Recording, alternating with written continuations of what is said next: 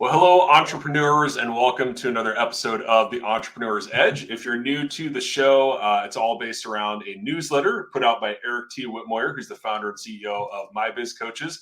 If you're interested, definitely scan one of the QR codes. A lot of great content. If you're running a business today or thinking about running a business in the future, a lot of great tips and practical advice. So definitely check it out. And Eric, you recently put an article out around data-driven decisions for small business owners, and I happen to see a clip that you put out on social media. So I want to play just a little bit of that, and then kind of ask you a few questions about the article and this clip from social media. If I were to say there's three things specifically that keep business owners from growing, one of the biggest ones by far and away is that they don't know their numbers. They don't know their metrics. They don't know how their metrics convert. They don't know, for instance, if I've got 100 leads a month and we close 30 of those leads, I have 30 transactions. They don't know that information. Another big challenge that So yeah, great clip, Eric, and you go on to share a lot of other advice. So definitely check out Eric on social media. As you're kind of diving into that, it sounds like this is a mistake that you see time and time again as a business coach. So maybe let's start with kind of square one here. Why is it important for business owners to really understand the data within their business? Yeah, it's a great question, David. I think that it really kind of starts with the vast majority of business owners are not well versed in financial information in general, meaning, like many of them are adverse to their P&L. They don't want to look at their P&L, and not necessarily because it's bad, just because they don't like looking at that stuff. And if you think about it inherently, the more that I've done this, the more I realize I'm like, they actually started their own business because they didn't want to have to go the corporate route. They didn't want to do some of the things that you typically would do in that space. And so ironically, the more that I do this, the more I realize that the owners are avoiding, they don't want to look at the balance sheet. They don't want to look at the P&L. Even if it's a good number, they'll look at it and be like, okay, yeah, but I don't want to know the rest of it. That's fine. Right. And then there's money to count, right? So we're good. Right. That's all I'm worried about. Yeah. And there might be some logic to the fact that maybe that's all that's important. Yeah. But but the reality is, cash flow statements, all that kind of stuff. And so they don't want to deal with that. And so there's this natural inclination to kind of avoid that kind of data. And that's not even the data I'm referring to. I'm actually talking more specifically about the KPIs. And so when we sit down with a client, what we help them identify is, okay, look, I'm not talking about your profit and loss statements. I'm not talking about cash flow statements. Let's talk about what are the numbers that drive the day-to-day activity in your business. And so, David, you remember very well our time in our previous employer. We had numbers dialed in. I mean, it was like we had metrics for metrics, right? Yep. And one of the biggest things that I learned about that time with that company was, and I had always been really good about analyzing numbers and data and stuff like that. But what we took it to another level, right? It was like all you needed to do was tell me how many door swings we got on a location, and I could tell you, generally speaking, what our profitability on a store should be. Right. Yeah. Because you knew we could execute all the other KPIs. Exactly. Right. And on a company-wide average, right, even though this market this and this market's here and this market's here or whatever, on a company-wide average, we knew 99% certainty, 98% certainty, this is what we could expect. Yeah. Because we'd done it so many times over and over and over, hundreds of stores, right? It was the data was there. And that's why the data is so important, because it allows you to make very, very strategic decisions on just a few key components. Right. You don't have to have a ton of information. You can, once you understand what your primary drivers are for your data, you can literally narrow it down to a couple of key numbers and use that to make really important big decisions that will allow you to do it with confidence and know, hey, within whatever percentage, 1, 2, 3%, I'm very confident that we're going to come within those numbers. Yeah. Well, I think, as you're talking about that, right, one of the things that was critical in that business and is critical for a lot of small business owners is forecasting, right? And if you don't have that level of data, you don't have those KPIs. If you don't even know what your KPIs are, it's extremely difficult to forecast. So any thoughts on that aspect of it? Well, yeah, and again, I'll go back to the financial data. The problem with financial data specifically is it's usually 15, maybe even 30 days old by the time you're reviewing it. Right. So how do you make an intelligent decision on what to do with the business today when the data that you're looking at is compiled from 15 or 30 days ago, right? And all of that is telling you what happened 30 days ago or 15 days ago, right? I don't know what it tells me about what I did yesterday. And so, I know if I use this analogy before on here on the show with the plane, right? The analogy of a plane, how often the plane is off track when it flies, right? And it's constant course corrections. Well, the only way you can make those course corrections is if you look at the data daily. So you have to have information that you're reviewing on a day-to-day basis. How many leads are you generating? How many of those leads are getting through to, how many conversations are we having from those leads? What's our conversion ratio from the point that somebody asks for information on the website, it comes through to somebody on a phone call, gets to a salesperson, right? Somebody follows up with that client, whatever the case may be. How does that process look like? And then now I'm having a conversation with a client. What's my conversion ratio there? How many times when I actually talk to a live client, do I convert that? Is it 3 out of 10? Is it 5 out of 10? Is it 10 out of 10? Whatever that is, until I know those numbers, right? I don't know what it's costing me to generate a sale. Right. So I have no idea, is my ad spend actually returning me what I need to return? We can go on. I could go on for hours, because the reality is the more you break this down, you think about, okay, ad spend, the way that you determine how much money you should be spending on an ad, what's the lifetime value of your customer? Well, how do you determine the lifetime value of the customer? What's the amount that somebody's going to spend on a transaction? Let's just say it's $100. How many times will that same customer come back to you? In our wireless experience, what was it? 2, 3, 4, 5 times? I mean, every 2 years they were renewing contracts. At one point, they were renewing every year, right? So each time it was a sale. Now, each sale wasn't as profitable necessarily, but each interaction created another sales opportunity, which now maybe I'm adding an additional line of service. Maybe I'm adding a tablet or a watch or some tracker for my car, right? Each one of those is a revenue generating sales opportunity that I can piggyback bundle onto my transaction. And so now if I add up all those transactions that an average client might have with me over 1 year, 2 years, 3 years, 5 years, 10 years, whatever that looks like in your business, right? Now I know that let's say it's $100. Let's say we'll just use wireless. So let's say it was $300 on the front end, and each subsequent visit with a client, it was worth $150, let's say.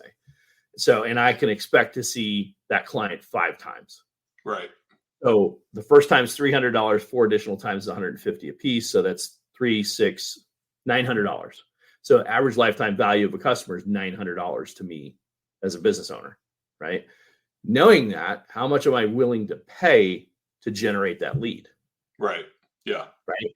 And general logic in the financial sense, 10% ish, maybe 20% if you're in a growth phase, you're trying to ramp up business. If you're super, super conservative, 5%, but you have to factor some kind of ad budget, some kind of marketing budget to generate those leads to bring that business in, knowing full well that you should get 3, 4, 5 additional sales from the average client. Now, some could be 10, some could be 2, but if the average is 5 and the average conversion is 300 and then 4 transactions of 150, I know the lifetime value is $900. And if you're tracking that data, all of that is real. It's just simple math at that point. Yeah. Now, everything I just said, for many people listening to this show, are probably going, I don't even want to deal with all that. But now, because I know that the amount of money that I want to spend to generate that lead is $90. Yeah. So if I sit down with a marketing agency and say, I want to generate leads at $45 to $100 per lead, can we do that? And they'll work through and they'll say, okay, well, here's an option that'll get us at $30 a lead. Here's an option that we'll get at $60 a lead. And so now you can make intelligent decisions. Otherwise, you're just spitting in the wind. You have no idea where that's going. You have no idea what to expect. Yeah. And this is why most owners are struggling when they decide they want to scale, because they don't know where to start. Well, the first place you have to start is understanding what it's going to cost to acquire those new customers. Yeah. And that's understanding lifetime value of the customer is one of the first places you go. Yeah. Well, you mentioned, those are some great kind of marketing and sales metrics. I'm thinking about, the entrepreneur that's maybe watching or listening to this, and they're just trying to figure out, where do I even start with? What do I even measure, right? What are the things that I Right. should be measuring? And then kind of, go from there. So any advice on how to determine what are those KPIs? What are those things that need to be measured within their business? Yeah.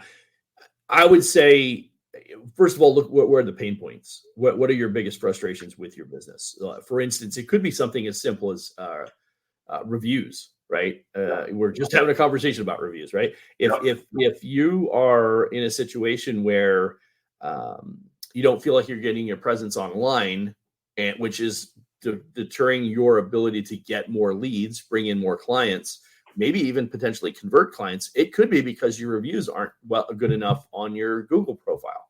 Right. Because, by the way, most people do their research today because it's real simple to do digital research, right?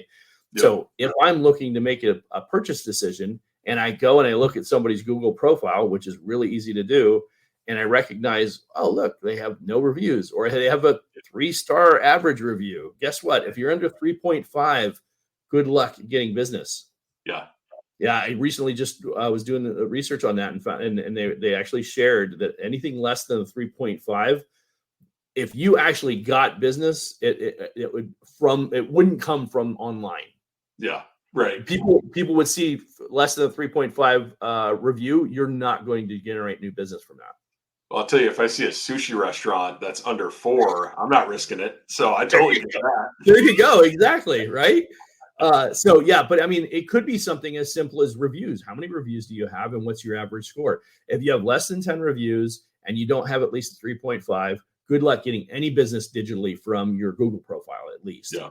Now, there's Yelp and these other platforms as well. And then if you're marketing on some of these platforms, if you had less than 3.5 or less than 10 reviews and you're spending money on Google ads, the odds are not in your favor to really generate much business from that at all, which means you're wasting that ad spend.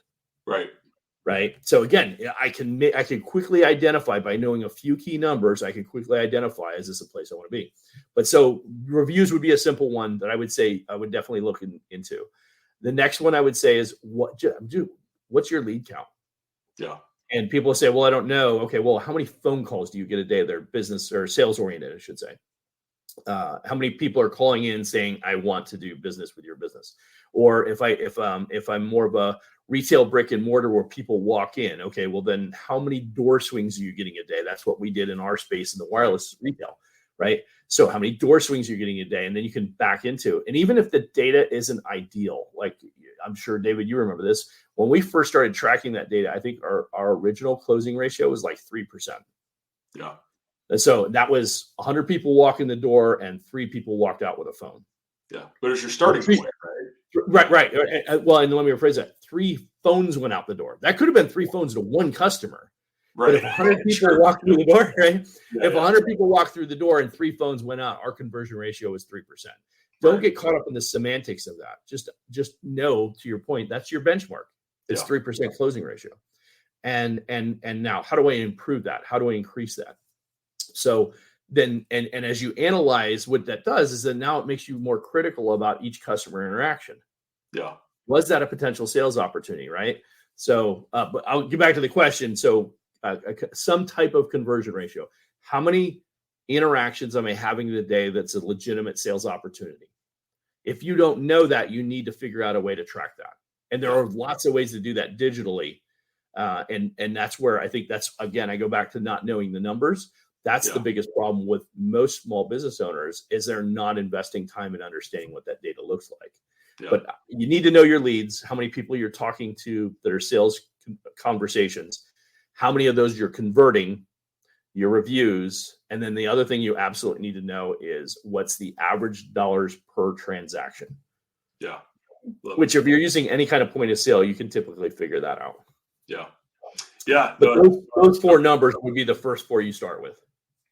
Yeah, I love that. And you mentioned something that stuck out to me is maybe the metrics you start with aren't the ones you end with, right? There's kind of an evolution. I was thinking of the reviews you're talking about, start with what is my average review right now, but then figure out, how many customers do I interact with per month, and what's my average ratio of customers that actually do a review, and how do I increase that? And so you can start to kind of build out sub metrics and kind of go into what you were talking about, where we had 200 different metrics, and we had some main ones that we focused on, but all these other ancillary metrics that kind of help you dial it in. And I think that's important to understand, right? But start with some data. I think you have some great recommendations, and then over time, evaluate, do I need to get maybe more micro aware of things within that data set, or are there other metrics? And I think that's a really important point. Yeah, and as you say that term micro aware of additional metrics, right? I think that's where the real evolution and understanding comes from, is what's my conversion ratio? Well, like I said in the example I made briefly, 100 door swings and I close 3 phones. Well, was that 3 phones to one person? Right. Or was that 3 individual phones to 3 different people? Yeah. Now that's a great example of, why do I need to be micro aware of that?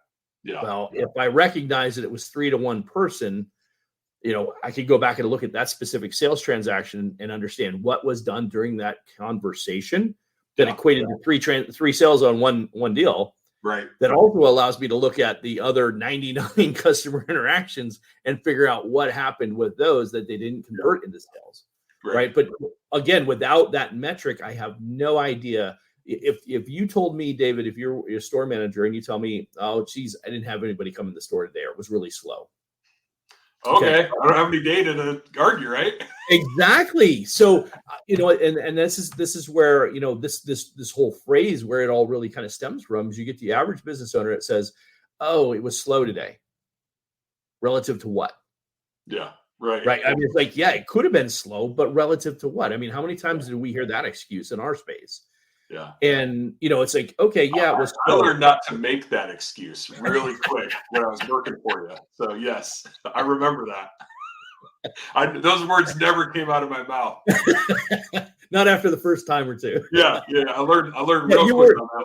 You were a fast learner. I'll give you that. We failed to convert on the traffic, sir.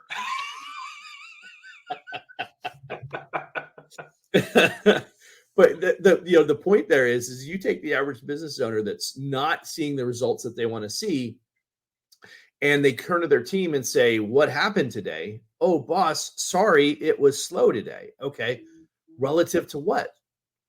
It was, in Arizona, we have these rainstorms, and when it's a monsoon, is a torrential downpour, and nobody's leaving there wherever they're at, right? If they're undercover, they're not leaving, right? So yeah, if it was a really crappy, miserable, rainy day like that in Arizona, you're right. My traffic could have been 1/3, but I still had, if it was 100 people normally and it was only 33 people, you still had 33 people. Yeah. Right. And 33 people, if you could average a 10% close ratio, would have been 3.3 sales. Right. So why didn't we get 3.3 sales? Right. And so it's to your point, and it's like, but I can't do that without that benchmark. I need to know what and regardless of what the number is in the beginning, it will evolve. I wouldn't even say it could. It absolutely will evolve, because as you learn to appreciate the data, you'll get deeper into it and understand, okay, what really led to this, and what should I be tracking here? Yeah. What was the missed opportunity? But don't focus on that, right? If you don't have that kind of data yet, which many businesses do not, don't try and get there from here. Yeah. Just start with those first 4 metrics. Yeah. Right. How many sales a day? How many opportunities to sell did you have? Now we have a conversion ratio. What's the average transaction or average dollar per transaction? Simply take the sales for the day, divide it by the number of transactions done. There's your dollars per transaction. Yeah. Does it matter that somebody bought $1,000 and one person bought $1? No, it doesn't matter. Just take an average. It'll build over time. The data, the averages will play out over time, and then you'll be able to extrapolate more and more understanding of that data. That will then lead to better and better decisions. Yeah. And opportunities for improvement, right? Because now I see trends that I can build out of that. But without that data, and this is why you see Amazon getting into the data space. That's why IBM's been in the data space. That's why all these tech companies are in data and trying to capture more data about what we spend our money on, how we spend our money, where we spend our money, because now they know where to spend their money to drive us to where we would go spend our money on their products or services. Yeah. So it's, as you said this, Eric, I'm going to say something that you may disagree with, and that's totally fine. But I would say somebody may be listening to this and they think, I don't have all this time and money to set up, digital tools and analytics and all that. Sounds complicated. I think just like your initial data set is a starting point, I also think, if needed, start with very basic tracking. I mean, I think back to, like tick sheets for sales and traffic, or handheld clickers that you'd see at, like, a ride at the fair, right? And things like that. But, start somewhere, and you can improve your methods just like you improve, the metrics that you track.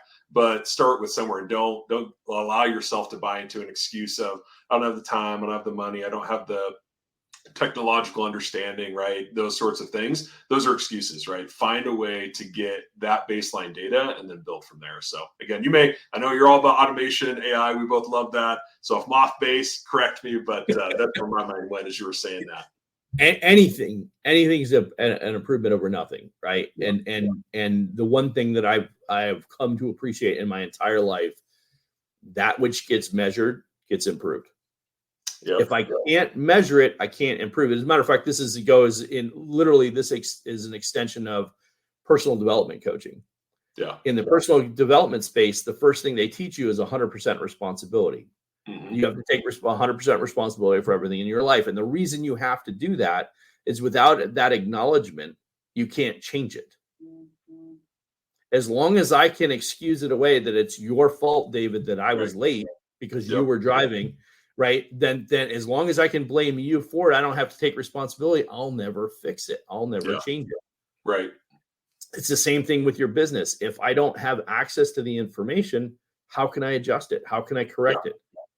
And even if you're a passionate business owner and you want to improve your business, but you have no idea where these benchmarks are, you don't know where your business, I mean, how do you get from here to there without knowing where you're at in the map? Yeah. Right. That's probably the best analogy, right? Yeah. I can't get from Phoenix, Arizona to where do you live in Utah again? Lake Utah. It's all the frozen north, I know. Yeah. But how do I get from here to there without knowing where I am first, right? And so that's what the data is really about. Find a way to measure that, to your point, right? Find some way to measure something. And generally speaking, you can get to some of the data that I just referenced. But now that you have that, right? Now another example would be web data.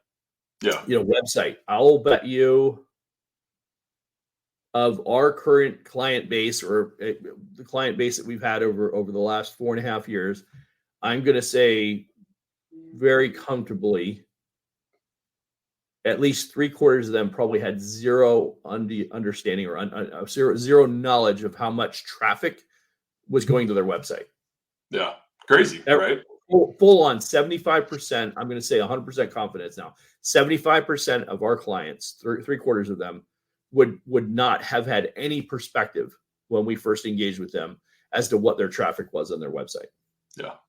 Which, and going your point, right? I mean, first, what a blind spot to have as a business owner, because everything's online, but also, just get that data point, look at it monthly, and, maybe you're not a web expert, you don't know, what good is, right? What is average traffic? What should it be, right? But what we do know is, here's what it was last month.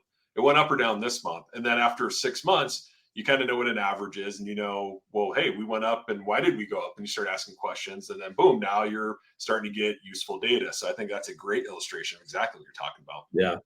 And I'll share this for any business that's a service-based business where they think, well, I really don't do a whole lot of online business. Like, I don't sell a product, I sell a service. It takes a physical interaction, David, for you and I to engage in a sale. We get on a Zoom call or however I sell that to you. Coaching, prime example, right? So I have I have a marketing person I work very closely with, and that individual worked with a client, a coach, a life coach, not a business coach, but a life coach. And they their website traffic, they were getting about 54 hits a month. So almost 2 a day. Yeah. Hits a month on their website. And they were trying to scratch it out as and so he worked with them, and this is more Google profile, right? Bolster your Google profile, get your reviews up, gets more traffic. And the work that they did took them, with just 90 days, took them from 54 hits a month to 2,044. Wow. Huge lift. Jeez. Yeah. Sales tripled. Yeah. Right. And I'm like, oh, where did all this business come from? Well, people are actually going to your website now. Yeah. Yeah. And the person that did it was convinced that it would have zero impact on their sales. Wow. Because I don't sell online. Yeah. It's not about selling online, Mr. and Mrs. Business Owner. It's the fact that you're seeing more people are seeing what you do online, because that's where they go to get their information. We don't watch the news anymore on TV the way that we used to. We go on social media. We go on websites. We go research so if I see that you're a business coach, or if I search life coach, if I search life coach on Google, and we're in the same general vicinity in the city of Phoenix, for instance, then there's a likelihood that you're going to be pretty close on the site, and just because you're physically closer than I am. If your Google profile's in a decent place, you would easily go from 54 hits a month on your website to a few hundred. Yeah. But with the work that they did, they went to 2,000, and the sales numbers tripled. Yeah. In 90 days. Yeah. But I think they weren't measuring it at all. Start measuring it, take some action to improve it, and now they have this gain. I mean, it's incredible story. And that was the crazy part. There was nothing done that changed the sales process, anything. All they did was optimize the Google profile so that more people were seeing the website. It created more phone calls. And the irony is even though it created more phone calls, the client did not realize where the business was coming from. It was coming from, because they were still calling.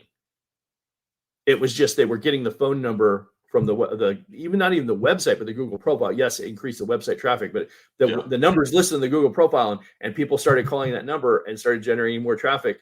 And that's where the bill. But when the marketing person sat down with the owner of the life coaching business and said, "Wow, let's talk about how all the success you had," he's like, "Well, it really hasn't come from the website." You're right. It hasn't come from the website. It came from people calling from the phone number on the website, which you can track that link. Yeah. Right. And so they had all the embedded data in there, which a few $100s to do that. And you're not talking about tens of thousands of dollars to build that kind of data.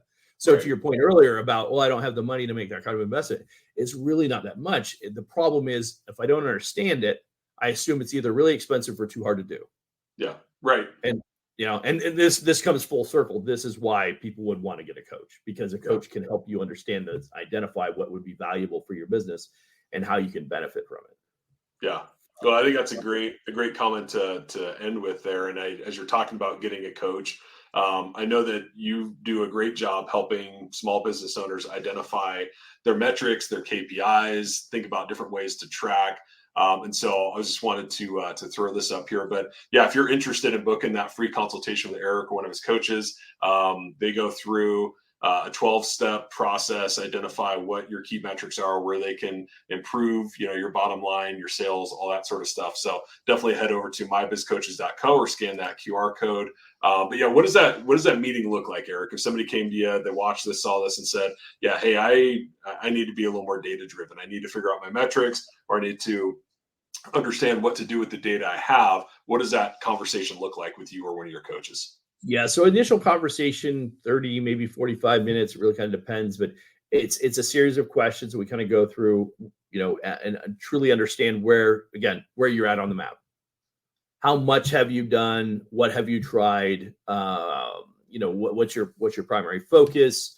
And then once we identify some of those things, we're able to plug some pieces into our software, identify some opportunities, some really quick, significant improvements into the business, how we could increase lead traffic, how we could increase closing ratio or dollars per transaction, or whatever it might be that's going to help give you an immediate lift in revenue based on your current trends and what you're currently doing. And often it's just a matter of uncovering what are the missed opportunities, right? So it's just something, uncover that. But that's our primary focus. And depending on how long somebody engages with us, as far as a coaching agreement, usually we can only affect one or two, maybe three key metrics in some defined period of time. So it's our whole focus is how quickly can we get you a nice return for the investment, and how quickly we can get that identified and then executed and get it in place so you get the result.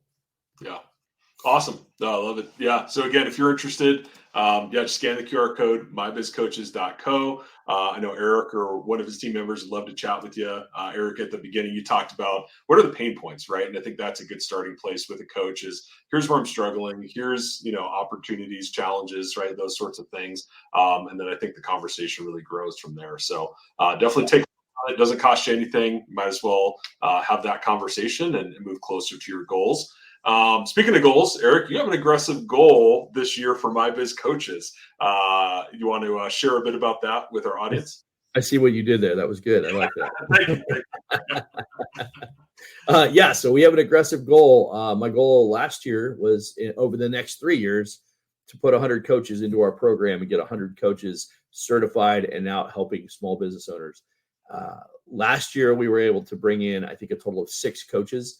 And through that period of time, uncovered and recognized some gaps and opportunities in our model and how we could get this to go faster, how we can make the engine go faster, right? And so we uncovered some opportunities. We were able to tweak some of the program and make it more cost effective. Identify who is a best fit for our coaching model and who would be a good candidate for us that would bring the right tools to the table so that we could introduce what we know and what we've learned over the last 4.5 years of being in business and give that program, that business in a box to our coaches. So our plan is to put 100 coaches out there in the 2024. I think we've got 4 right now as we speak at the 19th of January. So excited about the opportunity and where we're going with this. Most importantly, I'm excited about being able to impact that mission. Because our $1 billion mission is nearly impossible without a team, a pretty good sized team, maybe a small army. So we need to find more people that are passionate about helping people improve their businesses. And if you've got any kind of acumen, whether it's marketing or sales, maybe you worked in the operations department or area field of business, and you've got experience working with businesses and you understand business. Be a great opportunity to become a coach and learn how we help clients grow and scale their operations. Yeah, awesome. Yeah, and again, that QR code, or you can go to the website. No cost to have a conversation and figure out if it's a good fit for you, right? So maybe you've thought about coaching, maybe you're not sure if it is the right fit, or kind of, why would I do this versus other businesses that are out there? Why not pick up the phone, have that conversation with Eric and see if you'd be a fit for My Biz Coaches. So love it. 100 coaches, man. It's aggressive, but hey, you've got your starting point and you've got your end point and you've got a plan to get there. So you're already ahead of people that don't have those metrics, bringing it full circle there. That's awesome. That's our 2024 BHAG. There you go. That's awesome, man. Well, anything else you want to share before we wrap up today? Yeah, the last thing I was going to say is that we do have a webinar coming up in February. We'll get the official date and time here shortly, but we have a webinar coming up where we're going to describe in the webinar for about 45 minutes to an hour exactly how we help those coaches get their businesses off the ground, up and running.